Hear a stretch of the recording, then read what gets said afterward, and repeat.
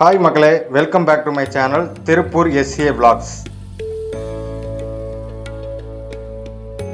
கோயம்புத்தூர் வரைக்கும் வந்துட்டு ஈசா சிவன் கோயிலுக்கு எப்படி போகணும்னு தெரியாமல் நிறைய பேர் இருப்பீங்க. வாங்க தெரிஞ்சுக்கலாம்.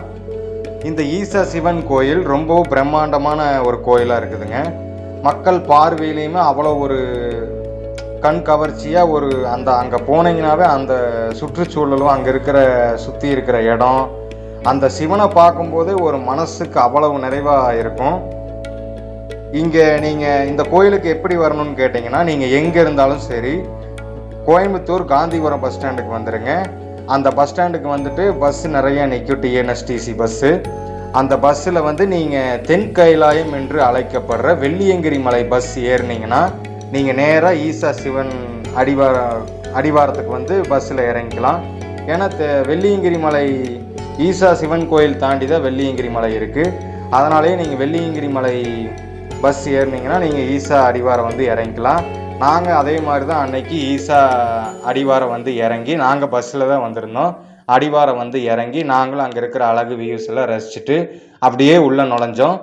அப்படியே உள்ளே போக போக நல்லா அங்கே இருக்கிற சுற்றுச்சூழல், சுற்றி இருக்கிற இடம் எங்களுக்கு அவ்வளோ ஒரு புதிய அனுபவத்தை கொடுத்தது. அதே மாதிரி அங்கே நிறையா இந்த மாட்டு வண்டிகள், நிறைய பேர் அதை ரசித்து அந்த அளவுக்கு அங்கே இருக்கிற இடத்த பார்த்துட்டு நல்லா நிறைய பேர் பயங்கரமாக என்ஜாய்மெண்ட் பண்ணிவிட்டு அந்த மாட்டு வண்டியிலே போயிட்டு இருந்தாங்க. அந்த மாட்டு வண்டியை பார்க்கும்போது எங்களுக்கும் அவ்வளோ ஒரு புது அனுபவம் கொடுத்தது. அதே மாதிரி உள்ளே போக போக உங்களுக்கு இன்னும் நிறையா அங்கே வந்து சுற்றி பார்க்குறக்கு அவ்வளோ இடம் இருக்குது. அது வந்து எல்லாருமே வந்து போய் கண்டிப்பாக ரசித்து பாருங்கள். நிறையா வந்து இடங்கள் இருக்குது. அதே மாதிரி நாங்கள் அந்த உள்ளுக்குள்ளே பாம்பு கேட்டுங்கிற இடத்துக்கு போயிருந்தாங்க. அந்த பாம்பு கேட்டு வந்து அவ்வளோ ஒரு அற்புதமும் சுவாரஸ்யமாகவும் இருந்தது. அங்கே வந்து எல்லாருக்குமே வந்து ஒரு புதிய அனுபவத்தை கொடுத்தது. நாம் வந்து அங்கே வந்து நீங்கள் போனீங்கன்னாவே செக்கிங் பண்ணி உங்களுக்கு உங்கள் மொபைல் எல்லாமே வந்து வாங்கி வச்சுக்குவாங்க. அதே மாதிரி தான் நாங்கள் போனப்போ எல்லாமே வாங்கி வச்சு அவ்வளோ ஒரு சேஃப்டியாக பாதுகாப்போடு உள்ளே அனுப்புனாங்க. அங்கே உள்ளே போய் பார்த்தா நிறைய அற்புதமான விஷயங்கள் இருந்தது. அங்கே எல்லாம் குளியல், நிறைய பேர் அந்த வெயிலில் வந்து அங்கே உள்ளே போய் குளிச்சுட்டு என்ஜாய்மெண்ட் பண்ணிகிட்டு இருந்தாங்க. எங்களுக்கு இந்த ஒரு ட்ரிப்பு வந்து ரொம்பவுமே சொல்லப்போனால் இந்த ட்ரிப்பு பயங்கரமாக அனுபவத்தை எங்களுக்கு கொடுத்தது. ஒரு புதிய அனுபவமாக இருக்கணும். இது வரைக்கும் நாங்கள் போனதுலேயே இந்த ட்ரிப்பு வந்து பயங்கரமாக எங்களுக்கு என்ஜாய்மெண்ட்டாக இருந்ததுங்க. அதே மாதிரி இந்த ஆதியோகி சிவனை பற்றி தெரிஞ்சுக்கலாம் வாங்க. ஆதியோகி, முதல் யோகி என்பது சிவபெருமானை வந்து குறிக்குது. யோக கலையில் உலகிற்கு முதல்ல கற்பித்தவர் என்ற வரலாற்றை வந்து இவர் கொண்டிருக்கிறாரு. 15,000 ஆண்டு முன் இமயமலையில் சப்தகிரிகளுக்கு யோக வித்தையை போதித்து மனித நனவு நிலையை மேம்படுத்திய ஆதி குருவாக இவர் வந்து போற்றப்படுகிறாருங்க. தமிழ்நாட்டில் ஈசா யோகா மையத்தில் உள்ள 112 அடி உயர ஆதியோகி சிலை மனித உள்நிலை மாற்றத்திற்கான ஒரு சின்னமாக இருக்குதுங்க. ஆதியோகி வரலாறு மற்றும் முக்கிய அம்சங்களை பற்றி தெரிஞ்சுக்கலாம் வாங்க. தோற்றம் பல ஆயிரம் ஆண்டுகளுக்கு முன்பு இமயமலையில் உள்ள காந்தி சரோவர ஏரிக்கரையில் சிவன் தனது ஞானத்தின் உச்சத்தை உணர்ந்து பரவச நிலையில் நடனமாடி இருக்கிறாரு.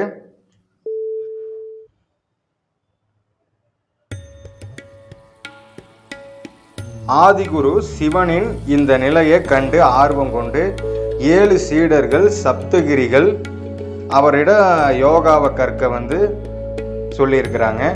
சிவன் அவர்களுக்கு பல வருடங்கள் யோக அறிவியலை வந்து போதித்தார்னு சொல்லப்படுது. இந்த 7 பேர் யோக கலையை உலகின் பல்வேறு பகுதிகளுக்கு கொண்டு அவங்க சென்றிருக்கிறாங்க. யோகாவின் மூலம் ஆதியோகி யோகாவை உடல்நிலைப்பாடுகளுக்காக மட்டும் கற்பிக்கவில்லை, அது மனம், உடல் மற்றும் நனவை மேம்படுத்தும் ஒரு முழுமையான வாழ்க்கை முறையாக இருக்குதுன்னு சொல்கிறாங்க. 112 வழிகள் இதுக்கு இருக்கிறதா சொல்கிறாங்க. அது என்னன்னு தெரிஞ்சுக்கலாம். மனிதன் தனது உடல் மற்றும் மனிதன் எல்லைகளை தாண்டி முக்தி அடைவதற்கான 112 வழிகளை இந்த சக்கரங்கள் ஆதியோகி மனித குலத்திற்கு வழங்கியதாக வந்து இங்கே கூறப்படுது. ஆதியோகி சிலை கோயம்புத்தூரில் உள்ள ஈசா யோகா மையத்தில் சத்குரு ஜக்கி வாசுதேவால் வடிவமைக்கப்பட்டு 112 அடி உயர ஆதியோக சிலை உலகிலேயே மிகப்பெரிய மார்பளவு சிலை லார்ஜஸ்ட் பஸ்ட் ஸ்கூல் பிக்சர் என கின்னஸ் சாதனை படைச்சிருக்குது. ஆதியோகி என்ற பெயரின் அர்த்தம் ஆதி என்றால் முதல் என்றும் யோகி என்றால் உள்நிலை மாற்றத்தின் அறிவியல்ல தேர்ச்சி பெற்றதாக சொல்கிறாங்க. எனவே ஆதியோகி என்பவர் யோகாவின் முதல் அறிவை உலகத்திற்கு வழங்கினார்னு அவங்க கூறப்பட்டிருக்கிறாங்க. இத்தனை இந்த கோயில் சிறப்பாக இருக்குது. இன்னுமே இந்த கோயிலை பற்றி இன்னும் நிறைய இருக்குது தெரிஞ்சுக்க வேண்டியது. இப்போதைக்கு இந்த வரலாறுகளையெல்லாம் நீங்கள் தெரிஞ்சு கண்டு மகிழுங்க. நம்ம சேனலை புதுசாக பார்த்துட்டு இருக்கிறவங்க லைக் அண்ட் சப்ஸ்கிரைப் பண்ணிடுங்க. மறக்காமல் எல்லாரும் உங்கள் குடும்பத்தில் ஒருத்தராவது இந்த கோயில் போய் கண்டிப்பாக தரிசனம் பண்ணி பாருங்கள். உங்களுக்கு ஒரு புதிய அனுபவத்தை கொடுக்கும். அதே மாதிரி இந்த கோயில் அடிவாரத்திலிருந்து நாங்கள் அப்படியே இந்த கோயில் போயிருந்தப்போ இந்த கோயில் அடிவாரத்துலேருந்து இந்த கோயிலை தரிசனம் முடிச்சுட்டு நாங்கள் வெளியே அப்படியே வெள்ளியங்கிரி மலைக்கு போயிட்டோங்க. தென் கைலாயம் என்று அழைக்கப்படுற வெள்ளியங்கிரி மலைக்கு. அதுவுமே ஒரு சக்தி வாய்ந்த இடங்க. அது புதிய அனுபவத்தையும் கொடுக்கும். நான் சொன்ன மாதிரி இதுதான் இந்த கோயிலோட வரலாறு மற்றும் சிறப்பம்சங்கள். இதை மறக்காமல் பார்க்குறவங்க சேனலை லைக் அண்ட் சப்ஸ்கிரைப் பண்ணிடுங்க. இந்த கோயம்புத்தூர் ஈசா கோயில் ஆதியோகி வரலாறு மற்றும் முக்கியத்துவத்தை பார்த்தீங்கன்னா, ஆதியோகி சிவன் ஒரு மத கடவுளாக பார்க்கப்படாமல் யோக விஞ்ஞானத்தை முதலில் சப்தகிரிகளுக்கு போதித்த ஆதியோகியாக முதல் யோகியாக இங்கே ஆதி குருவாக அழைக்கப்படுகிறார். கருத்து ஈசா அறக்கட்டளையின் கூற்றுப்படி சிவன் என்பது ஒரு நபர் அல்ல, அது எதுவுமற்ற பறந்து விரிந்த வேறு தன்மை அப்படின்னு சொல்லியிருக்கிறாங்க.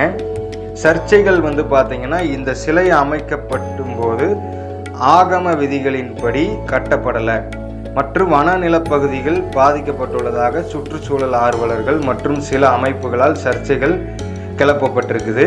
பயன்பாடு ஒவ்வொரு ஆண்டும் மகா சிவராத்திரி விழாவுக்கு இங்கு சிறப்பாக கொண்டாடப்படுதுங்க. ஒவ்வொரு ஆண்டும் ஒவ்வொரு வருஷமும் இங்கே மகா சிவராத்திரி பூஜைகள் பயங்கரமாக இருக்குங்க. நீங்களே டிவிலையும் பார்த்துருப்பீங்க. நாங்கள் இது வரைக்கும் அங்கே ஒரு டைம் கூட போனதில்லை. மகா சிவராத்திரி வருஷம் வர மகா சிவராத்திரி அன்னைக்கு நாங்கள் இது வரைக்கும் போனதில்லை. நீங்கள் போயிருந்தீங்கன்னா கண்டிப்பாக கீழே கமெண்ட் பண்ணுங்கள். நீங்கள் கண்டிப்பாக இந்த கோயிலுக்கு போகாதவங்க கண்டிப்பாக இந்த கோயிலுக்கு ஒரு முறையாவது போயிட்டு வாங்க. எல்லா இடத்துக்கும் நல்லதாக நடக்கும்.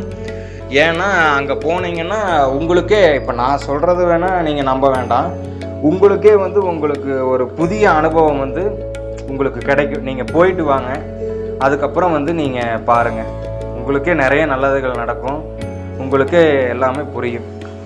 மறக்காமல் சேனல் லைக் அண்ட் சப்ஸ்கிரைப் பண்ணிடுங்க. நன்றி, வணக்கம்.